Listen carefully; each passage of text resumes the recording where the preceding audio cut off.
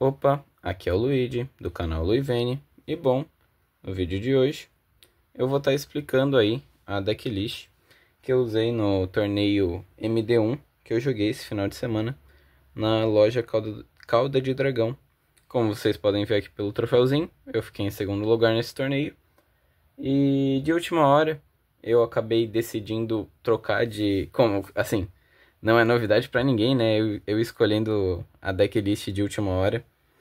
Eu tava ponderando ir de Ellegaard, ou talvez até de Gardevoir puro, e pensei bastante em ir de Joltik Box. Entretanto, ali analisando as possibilidades do meta e pensando um pouco em MD1, eu não estava muito confortável de jogar de Gardevoir MD1. Eu acho... Não vou falar nem que é ruim, mas eu acho chato, sendo bem sincero. É um deck que te ocupa tempo, é um deck que, se ele bricar, você não faz nada. O que pode acontecer com qualquer deck, mas eu acho que é um pouco mais estressante de Gardevoir. E daí eu acabei optando por ir com uma outra decklist, que eu acabei escolhendo até na sexta-feira, então escolhi bem de última hora mesmo. Mas foi uma decklist que se pagou, né? Consegui o segundo lugar aí no torneio. Não consegui o primeiro por detalhes, assim, vocês vão ver aí durante a semana.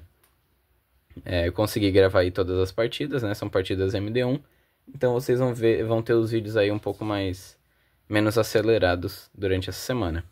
Então vou começar a pegar aqui as cartas que eu usei nessa decklist. E como eu falei, eu acabei optando por ir com essa decklist de última hora.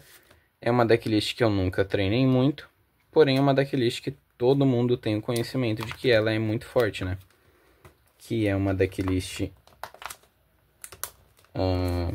que já ganhou aí bastante coisa relevante, já teve conquistas bem expressivas, né? Mas é uma decklist que eu nunca me aventurei muito de testar e aprender ela. Então não estava tão confortável assim. Mas eu creio que se pagou, né? E assim, sinceramente, pretendo continuar usando.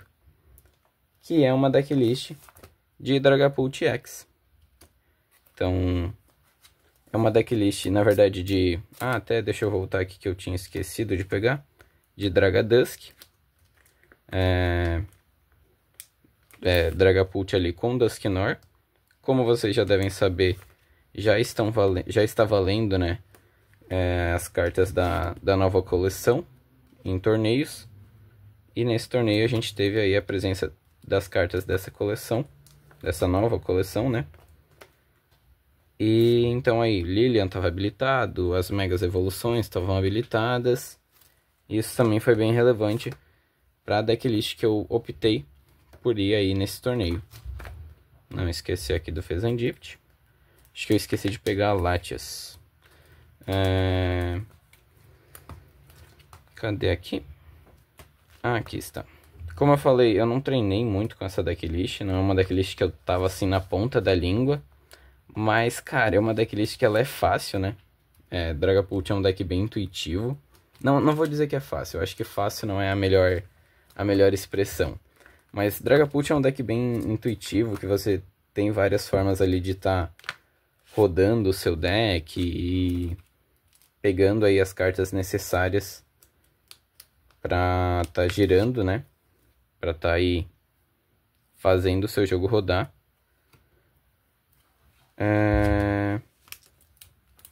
E assim, foi bem tranquilo de jogar, foi bem tranquilo de entender a decklist.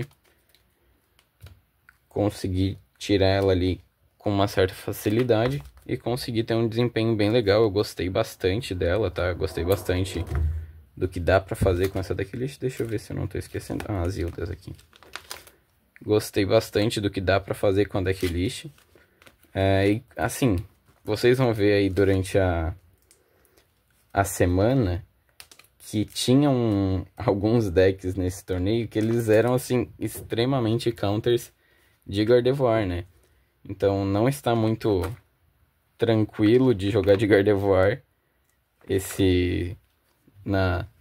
no meta aqui da lojinha que eu participo, porque tá tendo uns decks aí que complicam bastante a Gardevoir. Vocês vão ver, inclusive, aí no primeiro vídeo da semana, uma decklist que quebra bastante as pernas da Gardevoir. Mas, para Dragapult, não foi tão difícil. Por algum motivo, a quantidade de pessoas jogando de Dragapult na minha local diminuiu. A gente tinha bastante pessoas que jogavam de Dragapult. Só ver se eu não estou esquecendo de nada. Acho que não. A gente tinha bastante pessoas que jogavam de Dragapult. E esse número reduziu, assim, consideravelmente nos últimos tempos. E isso eu acho que também influenciou um pouco na escolha ali dos decks que tiveram nesse torneio. Algumas pessoas acabaram pegando alguns counters ali. E tinha gente testando também decklist nova ali com Mega ou com, enfim, Frostless Munkidori é uma decklist que agrada bastante o pessoal aqui da minha local. E o pessoal tava aí testando qual que era, como é que tava, né, a decklist nesse novo formato. Então, isso levou aí influenciou, né, na tomada de decisão das pessoas. Eu vou só conferir a decklist aqui, ver se tá tudo certo e já volto aqui com vocês. Conferir aqui, tá tudo certo na decklist, não esqueci de nada. Então agora eu vou falar um pouquinho, né, sobre a decklist que eu escolhi. Essa decklist ela foi baseada em alguns torneios online. Mexeu aqui um pouco no enquadramento. Aqui. Estamos de volta. Então, dei uma arrumadinha aqui na câmera. Acho que ficou melhor. Eu baseei um pouco em torneios online e também na experiência de algumas pessoas que já jogaram aí de Dragapult. Falei um pouco com o Flávio, que jogava bastante, para fazer essa decklist. E nela vai 2 Dragapult EX, 4 Dracloak, 4 Drip, e daí vai uma linha de 2 Dusknoir, um só Dusclops, 3 Duscles, e se eu não bater no tripé fica um pouco mais fácil para vocês verem aí, né? Ajeitar aqui de novo. Um Munkidori, um Hawlucha, 2 Budil, e daí vai também aqui um Ursaluna, uma Latias EX e um Fezandipit. Essa é a nossa lista de Pokémons. A linha de 4 Dripes, e 4 Dracloaks é uma linha bem interessante. Os Dracloaks são, assim, de longe a melhor carta desse deck, com a habilidade ali de compra deles, né, que é essencial para esse deck rodar. Agora, nesse formato novo, antigamente, no caso, antes ali de mudar o formato, o deck estava rodando sem Harikand. Ele rodava, assim, muito focado nessa compra ali da ordem de reconhecimento, que é a habilidade do Dracloak, para fazer ali, né, o setup do deck. Então, perdão, dei uma pausinha aqui rápida, porque começou a fazer um barulho aqui do lado. Mas, como eu estava falando, era muito focado ali na ordem de reconhecimento do Dracloak, para poder montar o setup do deck.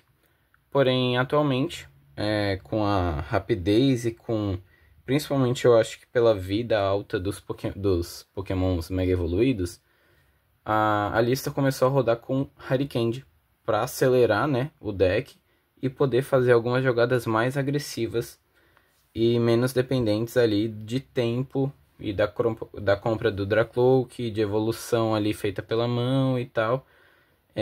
Começou a rodar mais com a Harikand. Então, a gente também tem o Hawlucha para poder fazer algumas contas ali de dano, né? Botar um marcador. Então, com Hawlucha e Dragapult você consegue levar um Pokémon com 70 de vida no banco, ou às vezes pingar dano em um Fezandiped, por exemplo, e depois puxar ele para frente e daí poder levar ele ali com o ataque do Dragapult. É para fazer esses cálculos aí, né? E seguindo aqui para a linha de apoiadores, nós temos já 4 Determinação da Lilian, 4 Kisseras, 2 Hildas e 2 Ordem da Chefia. Então, essa lista de apoiador, cara, a Determinação da Lilian é assim, muito forte, muito, muito, muito bom. Eu não canso de elogiar essa carta. Vou até mover aqui o troféuzinho um pouquinho mais pro lado para ficar mais bonitinho. Não canso de elogiar essa carta, carta muito boa. Kissera também, assim, indispensável em qualquer deck, né? É muito pouco deck que não vai querer abusar dessa carta. Hilda completa muito bem e supre ali o problema de energização que esse deck tem. Um dos problemas do Dragapult é que ele não consegue se energizar tão bem.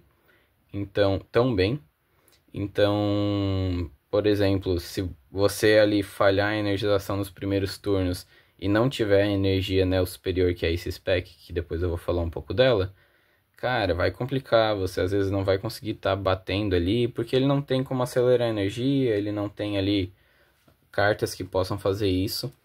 Então é um dos problemas que o deck enfrenta, né?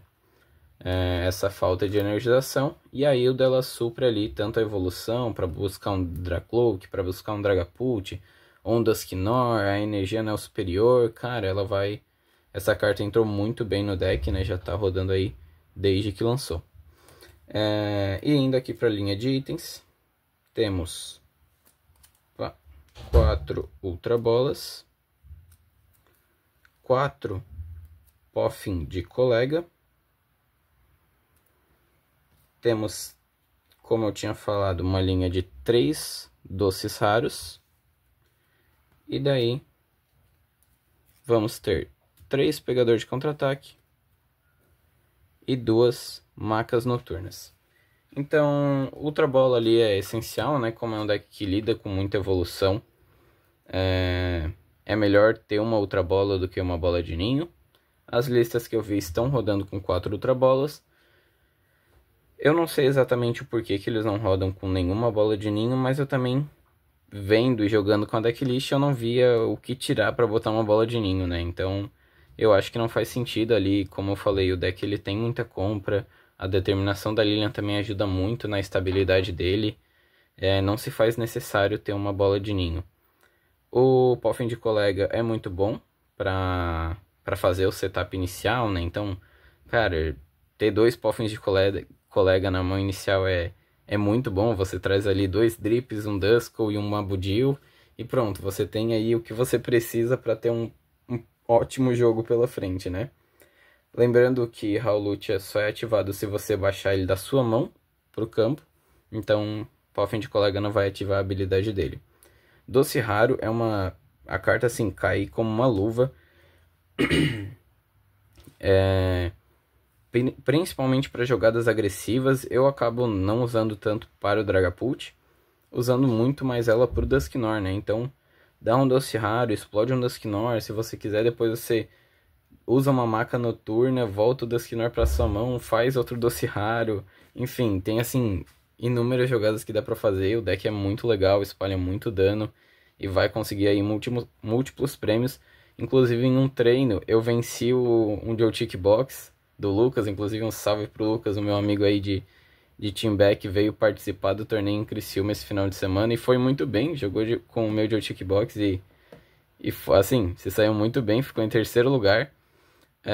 Mas treinando contra ele, eu ganhei dele porque ele só tinha mãos férreas no ativo e eu estourei 2 Dusknoir fazendo isso. Daí o Doce Raro, evolui para Dusknoir, estourei 2 e levei o mãos férreas dele no ativo, né?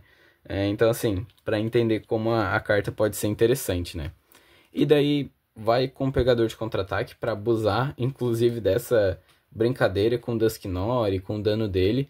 Você pode explodir um Dusclops ou um Dusknoir, deixar o oponente na frente em prêmios, usar o Pegador de Contra-Ataque e acabar assim com o jogo dele.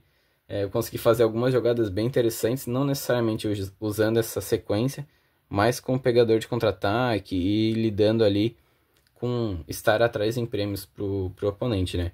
E Maca Noturna, eu sinceramente queria botar mais uma nesse deck, mas eu acabei ali... Eu não lembro exatamente quais foram as trocas que eu fiz. Eu acho que eu tirei um Shenmin, que tinha na decklist, que eu não vejo necessidade. Talvez contra Greens na Aldamarne seja necessário, mas no momento eu não acho que seja necessário. E eu tirei mais alguma coisa pra poder montar a decklist. Eu acho que eu tirei uma Maca Noturna para colocar um Budil. Isso mesmo. Porque ter 2 Budils é muito bom.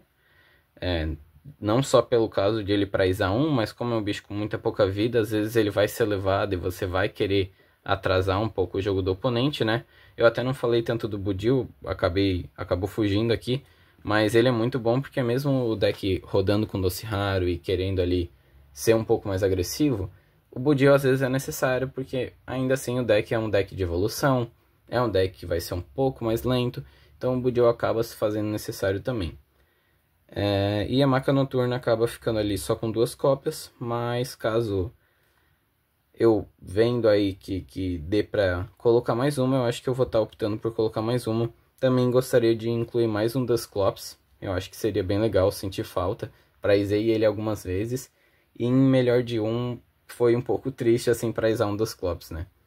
Mas enfim, pensamentos aí para as próximas decklists. E para completar aqui a decklist, temos 2 torres de interferência, que são os únicos estádios que a gente tem. Que, cara, que estádio bom, que estádio, assim, muito legal de jogar, porque ele quebra muitas jogadas, tem evolução, quebra ali balão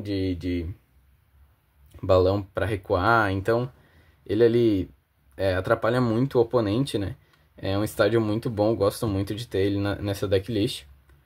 De Ace Spec a gente tem a Energia Anel Superior, que é aí pra poder, ela supre, né, o custo de ataque do Dragapult, e acaba ajudando muito nessa questão da energização, né, por ser ali, resolver esse problema do Dragapult, às vezes não conseguir atacar, porque não tem energia suficiente nele ainda, às vezes você acabou gastando uma energia para recuar, ou acabou que não veio a energia, várias situações ali que podem acontecer. Mas essa Ace Spec supre essa necessidade. E daí, na linha de energias, propriamente ditas, temos 3 energias luminosas que vão suprir tanto o ataque do Dragapult, como às vezes do Dracloak, como às vezes do Munkidori, né? O custo de energia ali do Munkidori para usar o Adrena Cérebro e tá completando alguns danos. Então é uma energia aí bem versátil, seguida aqui de 2 energias básicas psíquicas e uma energia de fogo. Então essa é a decklist. É uma decklist aí bem interessante, bem agressiva, que assim, se pagou a maior parte do torneio. Assim, eu não achei que eu ia gostar tanto de jogar com essa decklist, porque eu não tinha gostado. Eu já tinha jogado de Dragapult algumas vezes e eu não tinha me encontrado muito com o deck. O problema da energização, o problema de compra, a conta de dano, são coisas que eu não me encaixava. Porém, nesse torneio, eu gostei muito dessa decklist. Eu acho que a determinação da Lilian ajudou muito, assim. Porque com Dragapult não necessariamente você vai querer pegar a prêmio ali no primeiro ataque. Então às vezes eu espalhava dano na mesa do meu oponente, não pegava prêmio, dava uma determinação da Lilian no próximo turno, pegava 8 cartas do meu deck e ficava ali espalhando dano até basicamente limpar, né, a mesa dele e pegar múltiplos prêmios em um turno só. E isso é muito divertido e também é muito forte, né? Então, eu acho que é basicamente isso. Gostei muito dessa lista. Pretendo jogar com ela mais vezes, mas ainda estou decidindo, não garanto que vai ser a minha decklist de escolha aí para os próximos torneios, né? Deixar aí um suspense no ar de o que eu estou pensando para os próximos torneios. Esse próximo final de semana eu provavelmente não vou jogar nenhum torneio, mas eu vou tentar estar gravando aí, ou durante a semana, ou durante o final de semana, algumas partidas pra gente tá trazendo aqui no canal e analisando talvez outros decks, enfim. Eu acho que é interessante de se pensar nisso. De se organizar para estar trazendo algumas coisas diferentes aqui para vocês. No mais é isso. Vou ficando por aqui. Qualquer dúvida ou feedback aí que possa ser passado, podem deixar nos comentários. Vou pedir para vocês se inscreverem, deixar o like e compartilhar esse vídeo com quem possa se interessar. E é isso. Muito obrigado. E fiquem aí com a visão final dessa linda full art da Livene, que vai acompanhar a gente aqui por muito tempo. Valeu!